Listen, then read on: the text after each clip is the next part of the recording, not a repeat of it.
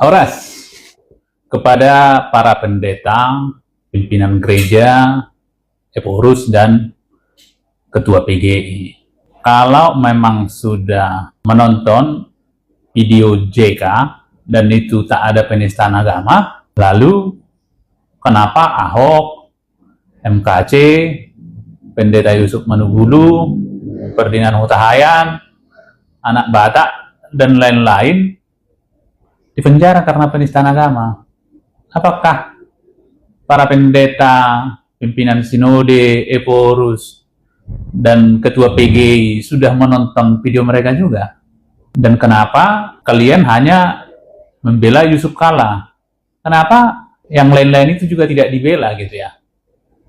Di mana kasih, di mana persamaan hak gitu ya?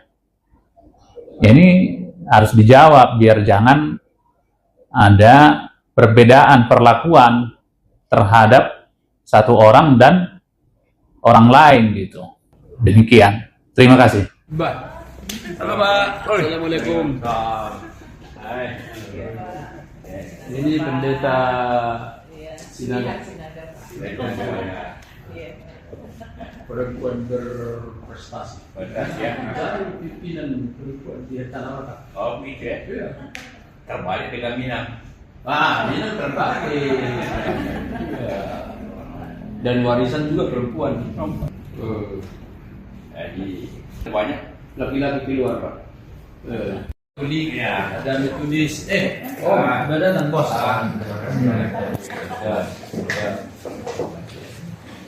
Ayo Pak, ini. Terima kasih Pak. Ya. Oh ya? Oh, pasang ring. Hah? Pasang ring Pak. Tiga. Bang, beliau dulu kan operasi kan.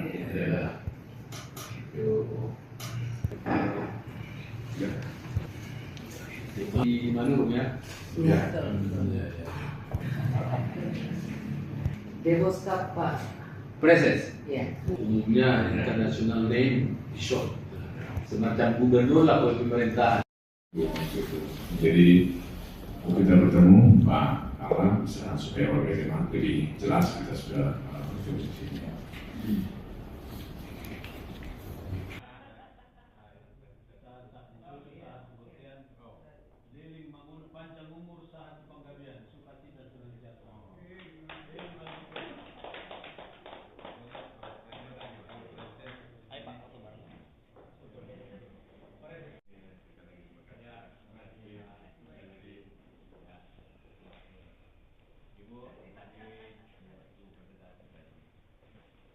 Pak Victor bisa disampaikan mengenai pertemuan malam hari ini dengan Bapak JK membahas terkait apa? Ya, pertama-tama tentu kita tahu betul bahwa Bapak Yusuf Kalla sebagai tokoh nasional dua periode sebagai wakil presiden dan beliau juga sebagai ketua umum PP Dewan Masjid Indonesia dan sebagai orang tua sangat mengapresiasi, sangat berterima kasih beliau menerima kami. Saya sendiri sebagai pengurus HKBP dan ada 4 preses dari DKI, Bekasi, Devoskap, dan Banten bertemu dengan beliau dan juga ada Bapak Dr. Richard Daulay. Nah, salah satu hal dari percakapan kami, tentu kita semua tahu baru-baru ini diperbincangkan tentang ceramah beliau yang di UGM. Dan saya sampaikan ke beliau bahwa sebelum-sebelumnya juga saya sudah mendengar secara utuh keseluruhan dan saya memahami tidak ada unsur penistaan agama Kristen di dalamnya. Dan sebelumnya sudah saya sampaikan juga kepada pelayan dan warga HKBP untuk tidak terprovokasi. Jadi saya sampaikan ke beliau bahwa itu saya sudah lakukan sebelum-sebelumnya. Dan tentu ke depan kami sangat mengharapkan sebagai tokoh yang sudah berpengalaman, sudah kita saksikan sendiri bagaimana track record beliau dalam hal menangani konflik ya. Kita sangat apresiasi misalkan konflik Ambon, Poso, Aceh dulu, beliau sudah teruji dan tentu kita mengapresiasi apa yang beliau lakukan.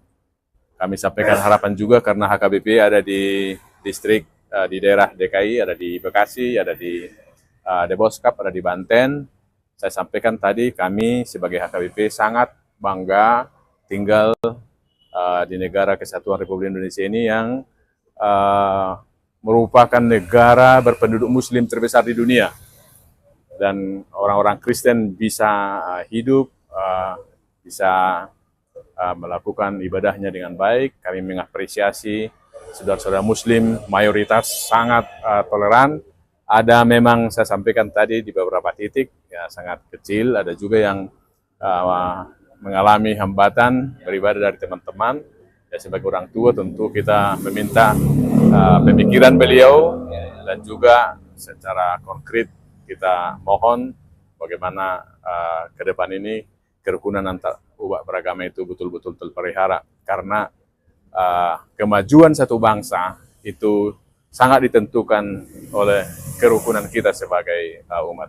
Itu kira-kira percakapan kami, dan beliau banyak bercerita juga bagaimana pengalaman di masa lalu dan harapan ke depan supaya Indonesia ini lebih baik.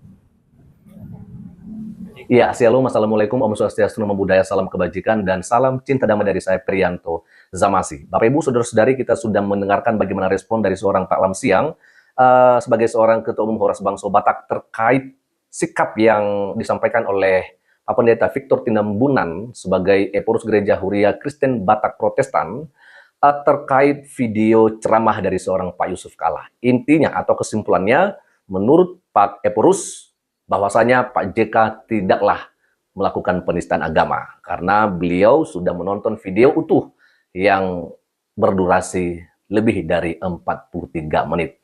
Sedangkan Pak Lam Siang bertanya, kenapa bisa begitu? Ya kan ya, Pak Eporus ada memberikan pembelaan ketika ada video ceramah Pak Yusuf Kalla yang kemudian viral, dan banyak yang berpandangan bahwasanya Pak JK melakukan penistaan agama oleh karena ada potongan video yang memang jelas menyampaikan pernyataan yang seperti yang viral itu, Bapak Ibu Saudara-saudari. Ya, artinya bahwa Pak Eporus ada untuk membela. Kenapa ketika Pak Ahok, ketika Pak MKC, ketika Pak Pendeta Yusuf Manubulu, mereka pada diam, termasuk juga Ketua PGI, Bapak Ibu Saudara-saudari.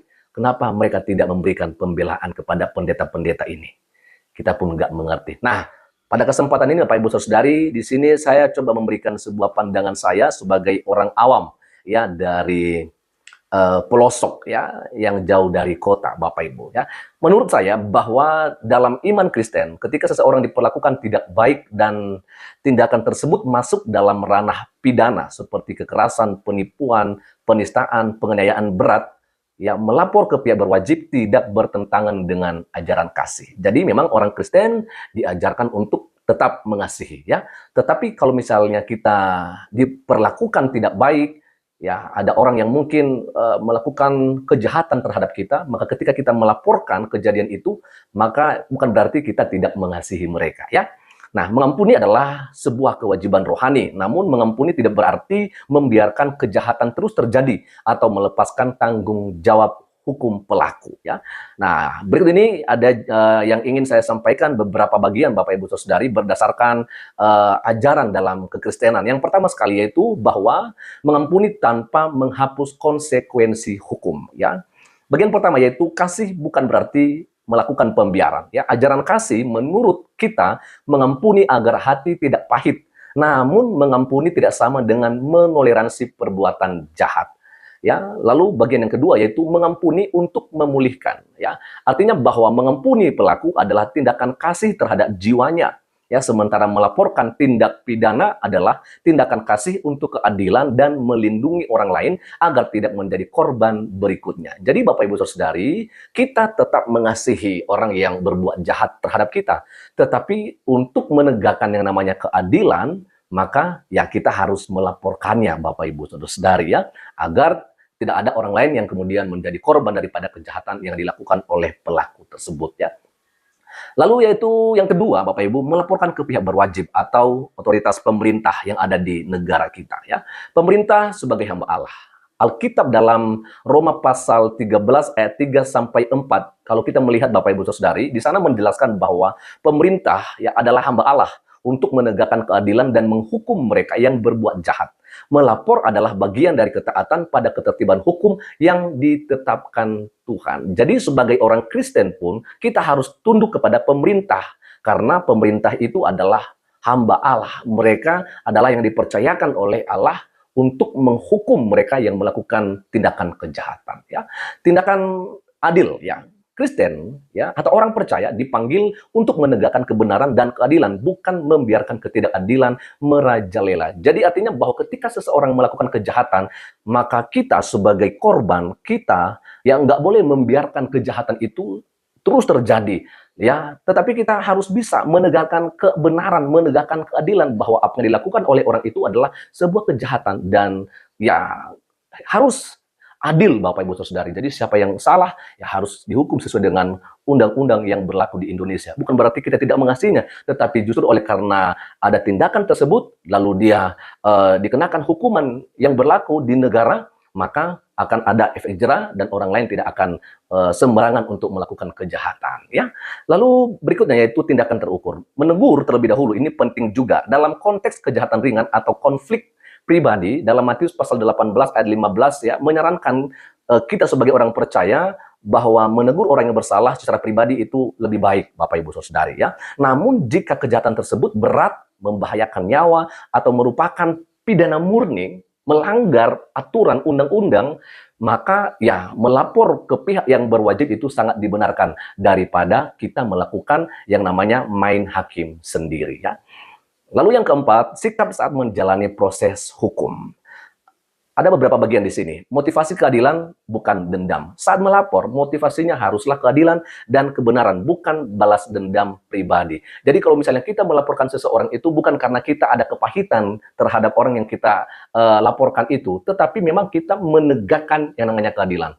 Kita ada di negara Indonesia yang berdasar Pancasila, dan di sila kelima itu adalah keadilan sosial bagi seluruh rakyat Indonesia. Jadi harus ya kita menegakkan keadilan. Sebagai orang Kristen pun harus bisa melakukan hal yang seperti itu. Lalu yang kedua, tetap mengasihi. Sebagai orang Kristen kita dapat melaporkan perbuatannya untuk diproses hukum, namun tetap mendoakan pelaku agar bertobat dan memperbaiki diri. Jadi ketika kita melaporkan yang bersalah, melaporkan pelaku kejahatan, ya, maka bukan berarti kita tidak mengasihi dia, ya, tetapi justru oleh karena kita mengasihi dia, maka kita laporkan dan kemudian kita mendoakan orang tersebut agar dari kelakuan atau tindakan yang dia sudah lakukan selama ini, dia boleh bertobat dan tidak lagi melakukannya di hari-hari yang akan datang. Jadi kesimpulannya Bapak Ibu Saudari, bahwa sebagai orang Kristen boleh ya dan dapat melaporkan perlakuan tidak baik ke polisi jika masuk ranah pidana, karena tindakan tersebut adalah bagian dari menegakkan keadilan, ya.